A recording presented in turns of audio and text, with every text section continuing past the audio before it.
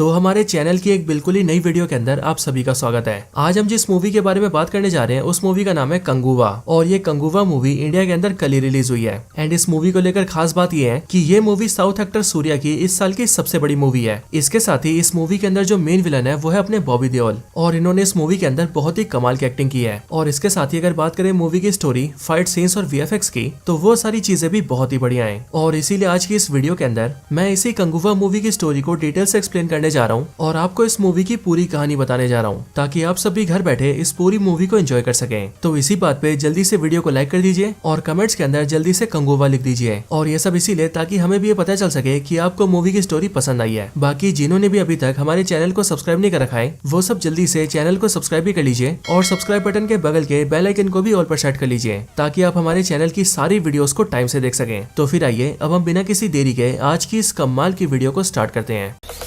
Zombie apocalypse.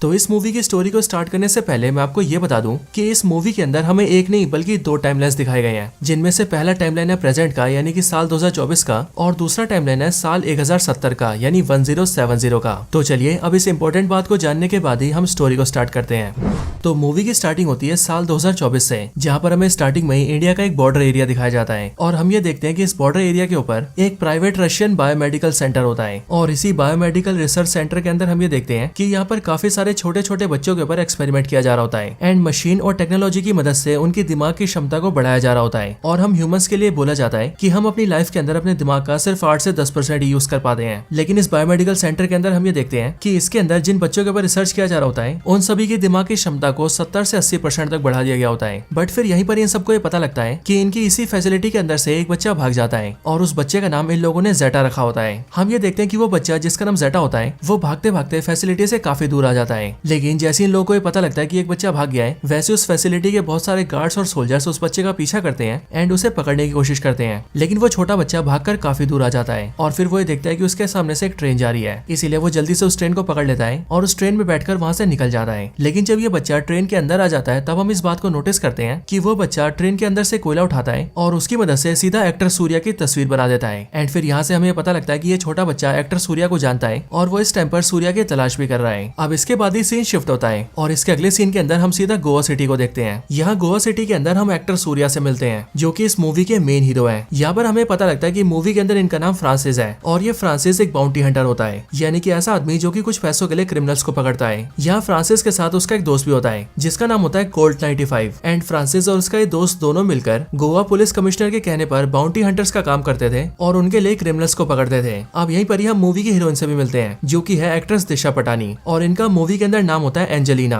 हम ये जानते हैं कि एंजेलिना भी फ्रांसिस की तरह ही बाउंटी हंटर होती है और पहले तो ये फ्रांसिस की दोस्त होती है बट कुछ टाइम पहले फ्रांसिस और एंजेलिना का झगड़ा हो गया होता है जिस वजह से प्रेजेंट टाइम के अंदर ये दोनों एक दूसरे से नफरत करते हैं। अब इसके बाद ही हम ये देखते हैं कि जो पुलिस कमिश्नर होता है वो फ्रांसिस और एंजेलिना दोनों से अलग अलग मिलता है एंड वो दोनों से एक क्रिमिनल को पकड़ने के लिए कहता है और वो उनसे कहता है कि अगर उन्होंने उसे पकड़ लिया तो वो उसे इस काम के 15 लाख देगा। अब इसके बाद हम ये देखते हैं कि जो फ्रांसिस होता है वो अपने दोस्त के साथ जल्दी से उस क्रिमिनल को पकड़ लेता है। लेकिन जब वो उसे अपने साथ ले जा रहा होता है तब उसी टाइम पर वो क्रिमिनल अपनी जेब से बंदूक निकाल लेता है। लेकिन बंदूक देखकर फ्रांसिस उससे उसकी बंदूक छीनने की कोशिश करता है जिस वजह से गलती से बंदूक चल जाती है एंड वो क्रिमिनल गलती से अपनी बंदूक से खुद को ही मार लेता है। बट ये देखकर फ्रांसिस और उसका दोस्त डर जाते हैं और इसीलिए वो लोग वहाँ से निकलने लगते हैं। लेकिन फिर तभी फ्रांसिस ये नोटिस करता है कि वहाँ पर उन दोनों को एक छोटे बच्चे ने देख लिया है और ये छोटा बच्चा असल में जेटा होता है जो कि फ्रांसिस को ढूंढता हुआ यहाँ पर आ गया था। लेकिन फ्रांसिस उसे इग्नोर करता है और वो अपने दोस्त के साथ वहाँ से भाग जाता है। अगले दिन फ्रांसिस न्यूज में ये देखता है कि उस क्रिमिनल के मरने की खबर हर जगह आ चुकी है। इसके साथ ही इसी टाइम पर फ्रांसिस को कमिश्नर का फोन भी आता है जो कि उसे बताते हैं कि उस क्रिमिनल का जो बड़ा भाई है वो बहुत बड़ा डॉन है और अब वो भी ये जान चुका है कि उसका छोटे भाई को किसी ने मार दिया है। इसके साथ ही उसे ये भी पता लग गया है कि उसके भाई को जिसने भी मारा है उसे एक छोटे से बच्चे ने देख लिया है और इसीलिए वो इस टाइम पर उस छोटे बच्चे को ढूंढ रहा है। अब ये बात जानकर फ्रांसिस थोड़ा सा डर जाता है बट फिर इसके बाद ही फ्रांसिस को ये पता लगता है कि वो छोटा बच्चा एंजेलिना को मिल गया है और इस टाइम पर वो एंजेलिना के घर में ही है। और फिर इसके लिए फ्रांसिस अपने फ्रेंड के साथ सीधा एंजेलिना के घर जाता है और वहाँ पर आकर उस बच्चे को लेकर अपने साथ गाड़ी में ले जाता है। और फ्रांसिस ये डिसाइड करता है कि वो इस बच्चे को कुछ दिन अपने साथ रखेगा ताकि मर्डर का मामला जल्दी से ठंडा हो जाए। लेकिन जब फ्रांसिस उसे अपने साथ गाड़ी में ले जा रहा होता है तभी रास्ते में उस बच्चे की यानी कि जेटा की तबीयत खराब हो जाती है और इसीलिए फ्रांसिस उसे जल्दी से हॉस्पिटल ले जाता है। लेकिन हॉस्पिटल के अंदर जैसे ही डॉक्टर जेटा को चेक करती है वैसे उसे कुछ गड़बड़ लगती है और इसीलिए अपने चेकअप को कंप्लीट करके वो फ्रांसिस को बुलाती है एंड फिर वो उसे बताती है कि इस बच्चे का किसी ने सर खोला हुआ है और इसके सर को खोलकर किसी ने इसके ब्रेन के साथ छेड़खानी की है। हालांकि इसके आगे डॉक्टर फ्रांसिस से कहती है कि वो इस बच्चे को कल चेकअप के लिए फिर से लेकर आए क्योंकि कल के दिन वो अपने सीनियर के साथ उसका चेकअप करेगी।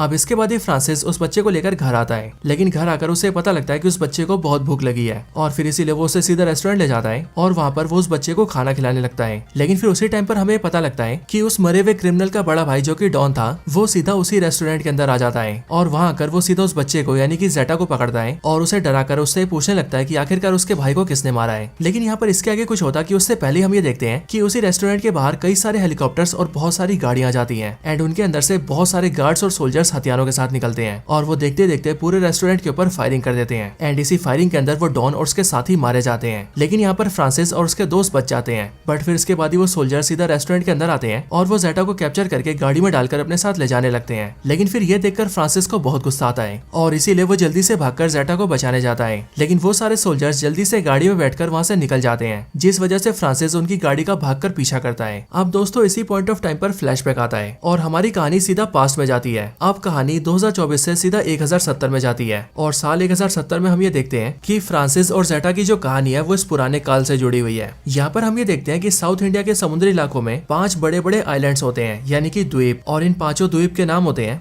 मंडियारू, वेंडाकू, मुक्काडू, अराथी और पेरुमाची। और हमें पता लगता है कि इन 5 द्वीप के अंदर जो भी लोग रहते हैं वो सभी काफी ज्यादा स्किल्ड और काफी ज्यादा पावरफुल है। और इन्हीं 5 द्वीप में से जो अराथी और पेरुमाची है वो तो बहुत ही ज्यादा पावरफुल, बहादुर और लड़ाई में एक्सपर्ट है। लेकिन फिर एक दिन समुद्र में इन 5 द्वीप के पास कई सारे जहाज आते हैं और फिर वहाँ पर हमें पता लगता है कि ये असल में रोमन साम्राज्य का सम्राट है जिसने की बारी बारी करके दुनिया के बहुत सारे इलाके जीत लिए हैं। लेकिन अब वो अपने 25,000 सैनिकों के साथ सीधा भारत पर कब्जा करने आया है। लेकिन वो ये नोटिस करता है कि भारत में घुसने से पहले उसे इन 5 द्वीपों से होकर गुजरना होगा। अब इन्हीं 5 आइलैंड्स के ऊपर हमला करने और इनसे लड़ने से पहले ये रोमन साम्राज्य का सम्राट वहीं पर रहने वाले एक आदमी को पकड़ता है एंड हमें पता लगता है कि उस आदमी का नाम कोडुवा है। ये कोडुवा रोमन साम्राज्य के सम्राट को सब कुछ बताता है। वो उससे कहता है कि इन 5 द्वीप के जो लोग हैं वो काफी ज्यादा पावरफुल है, लेकिन इन सब में से भी जो ये पेरुमाची द्वीप है इसके अंदर तो सबसे ज्यादा योद्धा रहते हैं और ये सारे योद्धा किसी से नहीं डरते हैं। इसीलिए अगर रोमन साम्राज्य ने उनके ऊपर हमला किया तो वो सब इन सारे 25,000 सैनिकों को बड़े आराम से मार देंगे। अब ये बात सुनकर रोमन साम्राज्य का जो सम्राट होता है वो कोडुवा से मदद मांगता है और वो उसे बदले में कई सारे सोने के सिक्के देता है। और अब क्योंकि कोडुवा एक बहुत ही लालची इंसान होता है इसीलिए वो सोने के सिक्कों के बदले में रोमन साम्राज्य के सम्राट से कहता है कि वो रोमन साम्राज्य का साथ देने के लिए राजी है। ये बात सुनकर जो सम्राट होता है वो कोडुवा को पेरुमाची जाने के लिए कहता है और वहाँ जाकर वो पेरुमाची को डिस्ट्रॉय करने के लिए कहता है ताकि वो रोमन सम्राट बड़ी आसानी से पेरुमाची पर कब्जा कर सके। अब इसके बाद ही हम ये देखते हैं कि कोडुवा का ये प्लान होता है कि वो पेरुमाची जाकर अपने दिमाग का इस्तेमाल करके वहाँ के हजारों सैनिकों को मार देगा ताकि पेरुमाची साम्राज्य बहुत ज्यादा कमजोर हो जाए और रोमन सम्राट उस पर कब्जा कर ले। अब ऐसा करने के लिए कोडुवा अपनी बीवी और अपने बेटे के साथ सीधा पेरुमाची जाता है और उसकी फैमिली को देखकर हमें पता लगता है कि कोडुवा के बेटे का नाम पूर्वा होता है और यही पूर्वा प्रेजेंट टाइम के अंदर जेटा है, वही जेटा जिसे बचाने की कोशिश फ्रांसिस कर रहा है। अब आगे हम ये देखते हैं कि कोडुवा अपनी फैमिली को लेकर यहाँ आता है और वो सीधा पेरुमाची के राजा से मिलता है एंड वो पेरुमाची के राजा से बोलता है कि विदेश से एक बहुत ही बड़ा राजा आया है और उस राजा ने पेरुमाची के लोगों के बारे में काफी अच्छी बातें सुनी है। उसने ये सुना है कि यहाँ के लोग काफी बहादुर और ताकतवर है एंड वो लोग हथियार बनाने में भी बहुत ही एक्सपर्ट है और इसीलिए वो विदेशी राजा ही चाहता है कि पेरुमाची के लोग हथियार बनाने में उसकी मदद करें ताकि वो अपने लिए कई सारे पावरफुल हथियार बना सके और इस काम के लिए वो राजा उन्हें पैसे भी देगा। और इसके लिए कोडुवा पेरुमाची के राजा से कहता है कि वो अपने कई सारे सैनिकों को उसके साथ भेजे। ये प्रस्ताव पेरुमाची के राजा को पसंद आता है और इसीलिए वो अपने 100 सैनिकों को कोडुवा के साथ भेज देता है। लेकिन कोडुवा जब उन 100 सैनिकों को जंगल के रास्ते ले जा रहा होता है तब बीच रास्ते में वो उन सबको रोक देता है एंड वो उनसे कहता है कि वो यहाँ पर आराम कर सकते हैं। पर असल में ये सारी कोडुवा की चाल होती है क्योंकि पेरुमाची के 100 सैनिक जैसे यहाँ पर रुकते हैं वैसे ही कोडुवा अपने गुंडों को बुला लेता है जिसे उसने यहाँ पर छुपा कर रखा होता है और इसीलिए अगले पल कोडुवा अपने सारे गुंडों के साथ मिलकर पेरुमाची के उन 100 के 100 सैनिकों को मार देता है और सबूत के तौर पर उन सबका दाहिना हाथ काट देता है एंड उसे ले जाकर सीधा रोमन सम्राट को देता है और इस काम के बदले में रोमन सम्राट उसे 200 सिक्के देता है, यानी कि हर एक सैनिक को मारने के 2 सोने के सिक्के। अब इसके बाद ही कोडुवा फिर से पेरुमाची आता है एंड वो पेरुमाची के राजा से कहता है कि वो विदेशी राजा हमारे लोगों के काम से काफी प्रसन्न है और इसीलिए वो 100 सैनिकों के ऊपर और 100 सैनिक मांग रहा है ताकि वो और ज्यादा हथियार बना सके। अब ये सुनकर पेरुमाची का राजा फिर से और 100 सैनिक भेज देता है और कोडुवा फिर से प्लान के मुताबिक उन 100 सैनिकों को भी वहीं पर ले जाता है जहाँ पर उसने पुराने 100 सैनिकों को मारा था। लेकिन यहाँ पर हम ये देखते हैं कि पेरुमाची के इन 100 सैनिकों में से एक सैनिक ऐसा होता है जिसका दाहिना हाथ कटा होता है और फिर यहाँ पर हमें फ्लैशबैक दिखता है जिससे हम ये जानते हैं कि जब कोडुवा ने सारे 100 सैनिकों को धोखा देके उन सबको मारा था तब वहाँ पर ये एक सैनिक उन सबसे बचकर भाग गया था, लेकिन उनसे बचने से पहले उसने अपना दाहिना हाथ काटकर वहीं पर छोड़ दिया था ताकि कोडुवा के 100 हाथों की गिनती कम ना हो। और अब इसीलिए इसका मतलब यही है कि पेरुमाची के लोग कोडुवा की सच्चाई जान चुके हैं और इसीलिए ये 100 सैनिक यहाँ पर जानबूझकर आए हैं। अब इसके बाद ही हम ये देखते हैं कि यहीं पर एंट्री होती है सूर्या की, जिसका इस टाइम में नाम होता है कंगुवा और ये कंगुवा पेरुमाची का राजकुमार होता है और इसीलिए कंगुवा यहाँ पर कोडुवा और उसके सारे साथियों को बहुत बुरी तरह से मारता है। लेकिन कोडुवा के सारे गुंडों को मारकर वो कोडुवा को जिंदा पकड़ता है और उसे वापस पेरुमाची लाकर सबके सामने जला देता है। लेकिन जब कोडुवा जलकर मर रहा होता है तब उसी टाइम पर पेरुमाची के सारे लोग ये डिमांड करते हैं कि कोडुवा के साथ साथ उसकी वाइफ और उसके बेटे को भी जलाकर मार दिया जाए। बट ये बात सुनकर कोडुवा की वाइफ काफी डर जाती है और इसीलिए वो अपने बेटे पूर्वा को लेकर कंगुवा के पास आती है और उससे वचन मांगती है कि कंगुवा उसके बेटे पूर्वा की हिफाजत करेगा। और फिर ये बोलकर वो अपने बेटे पूर्वा को कंगुवा को सौंप देती है और वो खुद भी आग में कूदकर अपनी जान दे देती है। लेकिन फिर इसके बाद ही सारे लोग पूर्वा को भी मारने की कोशिश करते हैं, लेकिन कंगुवा उन सबको ऐसा करने से रोक देता है और वो सभी से कहता है कि पूर्वा से उसका बेटा है, इसीलिए वो किसी को भी पूर्वा को मारने नहीं देगा। इसके साथ ही कंगुवा अपने सारे लोगों से ये भी कहता है कि कोडुवा ने जो किया उसकी गलती की सजा सिर्फ उसे मिलेगी, उसके परिवार को बिल्कुल भी नहीं। और फिर ये सब करके कंगुवा पूर्वा को बचा लेता है और फिर उस दिन से वो पूर्वा को अपने बेटे की तरफ पालने लगता है। अब हालांकि ये सब होने के बाद ही जो रोमन सम्राट होता है वो ये नोटिस करता है कि उसने कोडुवा के साथ जो प्लान बनाया था वो फेल हो गया है एंड इसीलिए पेरुमाची को जीतने के लिए उसे कुछ और करना होगा। अब इसके लिए वो उन्हीं 5 द्वीप में रहने वाले एक लोकल की मदद लेता है जो कि कोडुवा की तरह ही काफी लालची होता है और उसकी मदद से रोमन सम्राट को ये पता लगता है कि अगर रोमन सम्राट पेरुमाची को हराना चाहता है तो उसे इस काम में अराथी की मदद लेनी होगी और अराथी भी पेरुमाची की तरह एक दूसरा द्वीप है और इस द्वीप के लोगों के लिए ये कहा जाता है कि पेरुमाची के योद्धा जितने ताकतवर है उतने ताकतवर यहाँ के योद्धा भी है। इसके साथ ही वो आदमी रोमन सम्राट को ये भी बताता है कि अराथी और पेरुमाची की दुश्मनी बहुत पुरानी है और ये दोनों द्वीप एक दूसरे को खत्म करना चाहते हैं एंड इसीलिए अगर रोमन सम्राट चाहे तो वो उनकी दुश्मनी का फायदा उठा सकता है। अब ये बात जानते ही रोमन सम्राट सीधा उस आदमी के साथ अराथी आता है और वहाँ पर आकर सीधा अराथी के राजा से मिलता है और यहाँ पर हमें भी पता लगता है कि अराथी का राजा और कोई नहीं बल्कि लॉर्ड बॉबी है जिनका नाम होता है उदीरन। और यहीं पर ही हम ये भी जानते हैं कि उदीरन और कंगुवा काफी बड़े दुश्मन है। यहीं पर हम ये भी जानते हैं कि उदीरन के 3 बेटे हैं जो कि उसकी तरह ही काफी पावरफुल है। यहाँ पर रोमन सम्राट उदीरन को ऑफर देता है कि अगर वो पेरुमाची को खत्म कर देगा तो वो उसे बहुत सारे पैसे देगा, वो उसे इतने सारे सोने के सिक्के देगा कि वो गिनते गिनते थक जाएगा। ये ऑफर उदीरन को अच्छा लगता है क्योंकि ऐसा करके वो न सिर्फ अपने दुश्मन साम्राज्य को खत्म कर देगा बल्कि इसके साथ ही उसे बहुत सारे सोने के सिक्के भी मिलेंगे और फिर इसके लिए उदीरन रोमन सम्राट को हाँ बोल देता है। अब इसके बाद हम ये देखते हैं कि उदीरन पेरुमाची के राजा और राजकुमार को यानी कि कंगुवा और उसके पिता को ये चुनौती देता है कि उसका साम्राज्य पेरुमाची के साथ युद्ध करना चाहता है और इसके लिए हम ये देखते हैं कि पेरुमाची इस ऑफर को एक्सेप्ट करता है एंड वो लोग भी लड़ाई के लिए तैयार हो जाते हैं। लेकिन इस लड़ाई के लिए लॉर्ड बॉबी यानी कि उदीरन ये प्लान बनाता है कि वो पेरुमाची के वॉरियर्स के ऊपर सरप्राइज अटैक करेगा। असल में पेरुमाची के योद्धा किसी भी लड़ाई को लड़ने से पहले एक काफी बड़ा यज्ञ करते हैं और यज्ञ पूरा होने के बाद नदी में स्नान करते हैं और स्नान करने के बाद ही वो युद्ध करने आते हैं। सो इसके लिए उदीरन का ये प्लान होता है कि जब पेरुमाची के सारे योद्धा नहाने के लिए जाएंगे तब उस टाइम पर वो सबके सब निहत्ते होंगे और उन्हें हमले की भी कोई उम्मीद नहीं होगी और इसीलिए वो उन सब के ऊपर उसी टाइम पर हमला करेगा ताकि वो उस टाइम पर उन सबको मार दे। अब अपने इसी प्लान को पूरा करने के लिए उदीरन अपने 3 बेटों में से 2 बेटों को चुनता है और उनके साथ अपनी काफी सारी सेना भेजता है, जिसके बाद ही वो सबके सब पेरुमाची जाते हैं और प्लान के हिसाब से निहत्ते सोल्जर्स के ऊपर हमला करते हैं। लेकिन किस्मत से उस टाइम पर उनके साथ कंगुवा भी होता है और इसीलिए निहत्ते होने के बावजूद भी कंगुवा उन सबको बहुत बुरी तरह से मारता है। हालांकि इसी लड़ाई के दौरान ही वहाँ पर पूर्वा आ जाता है और इसीलिए पूर्वा को देखकर कंगुवा उससे कहता है कि वो जल्दी से जाकर उसकी तलवार लेकर आए ताकि कंगुवा अपनी तलवार से इन सबको बड़ी आसानी से मार दे। अब इसके बाद ही पूर्वा जल्दी से कंगुवा की तलवार लेकर आता है, लेकिन हम ये देखते हैं कि पूर्वा कंगुवा को उसकी तलवार हाथ में न देके